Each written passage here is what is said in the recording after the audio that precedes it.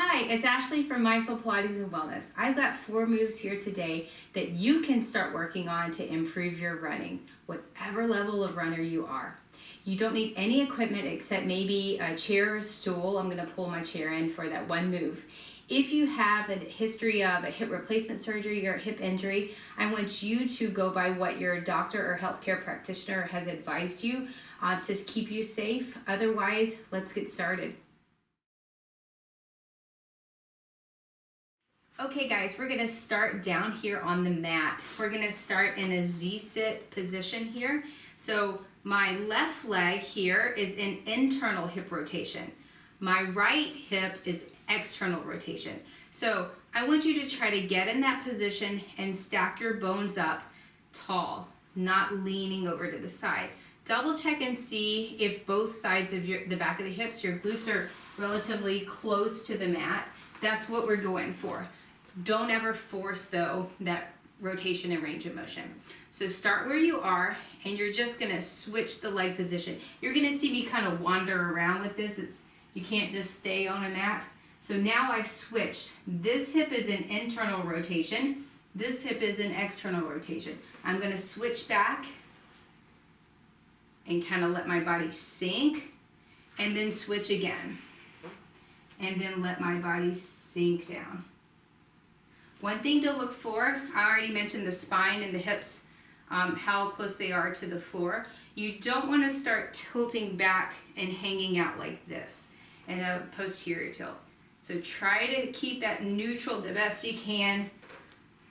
And yes, notice I'm starting to move around in the space unintentionally. If you need to put your hands down to allow for that transition while you're learning it and easing into it, do that. Again, sitting tall. Good. So those are to help open the hips, increase a little bit of mobility. Again, be careful with that. You don't ever want to force it and just push down into it, okay?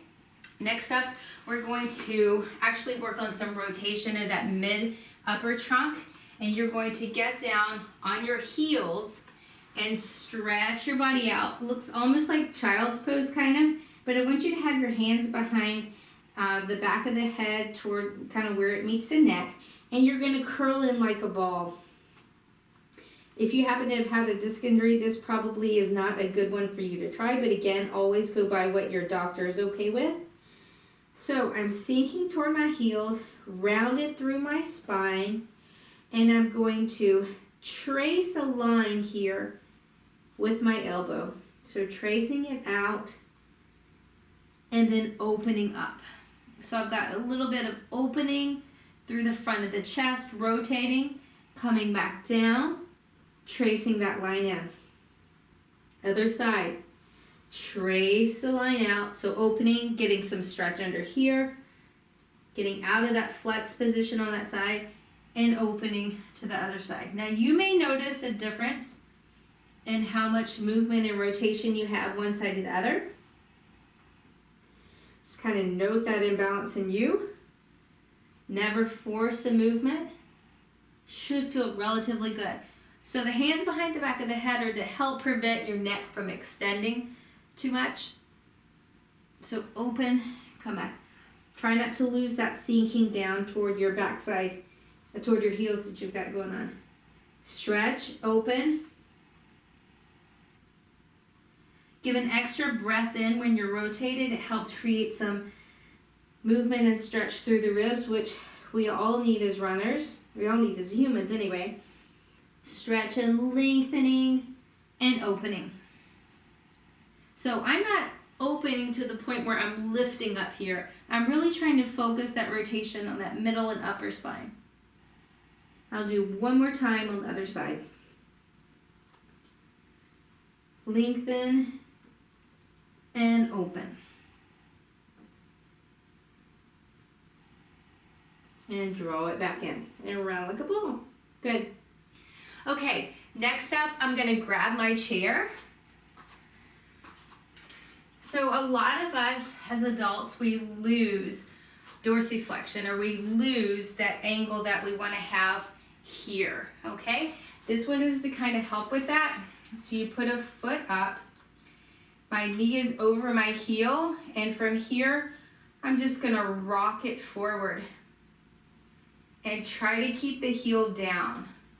So heels down, I'm feeling a stretch, I'm moving this shin bone closer to the toes. And then I'm not leaning over too much, got a little bit of lean, but keeping the spine long. Again, getting a good stretch. And come up and try the other side. One thing you can do is kind of note how far past your toes each side goes. You know, if we lose ankle mobility, we compensate somewhere else. Often things happen at the knee or at the hips, eventually the pelvis and the back. You get it. So, stretching here, anchoring here. You can also notice, does your foot tend to roll in or out as you move over your foot? I'm going to do one more time each side. So if you were to incorporate these in your routine, maybe 3 or 4 each side to start. Again, I'm not just moving in and moving out of it. I'm not overly pushing my knee down either. A little bit of overpressure is okay, as long as it feels good to you. Notice your ankle, make sure it doesn't collapse in.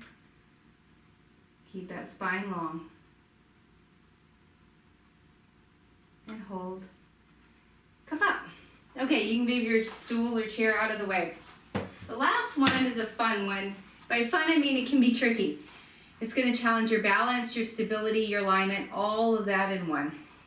So you're going to stand on one foot and bring a knee up. So hug it up toward you. Can you keep your chest open and your back long, tall, not rounded, okay?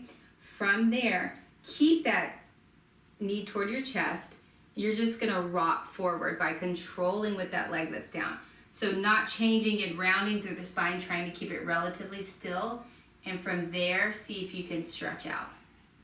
It's a great balance pose, a lot working. My ankle's working. I'm on a squishy mat. Then keep your back straight. Bring that knee in. Try not to change your spine. So hug it back in without changing your spine and push up. Hold. And then place the foot down. So that has a lot of steps to it. The biggest part of it is when you come forward, you don't want to round. And when you pull your knee in, try not to round there either. So you're keeping the back as neutral as you can throughout. I'm going to try my other side. Hug that knee in. Chest open, back straight, and then rock forward. Control. Standing leg is working hard. Find your point of stopping and then stretch out. Hold it for a few breaths if you can. You can see I'm working my ankles, trying to keep stable, which is great.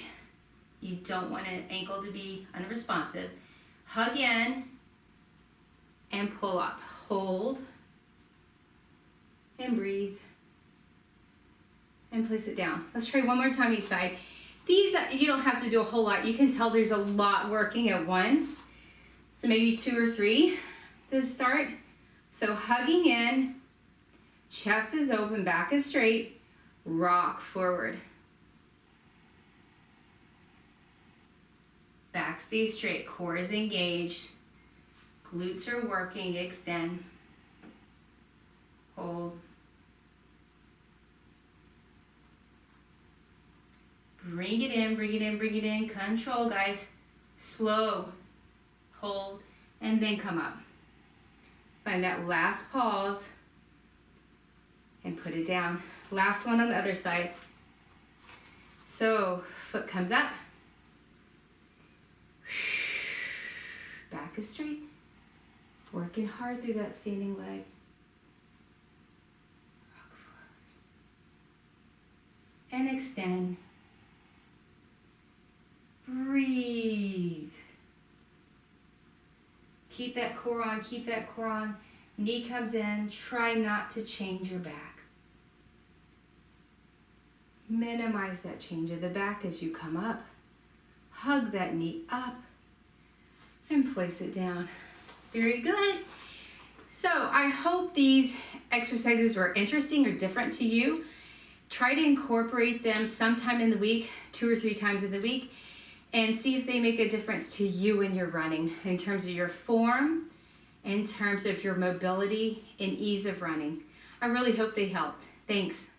Would you like to experience greater joy in running? Are you limited by pain, diastasis issues, or pelvic floor problems? Check out mindfulpilatesandwellness.com. Come work with me one-on-one or in small group training in my Joy of Running program. I'd love to help you along your journey.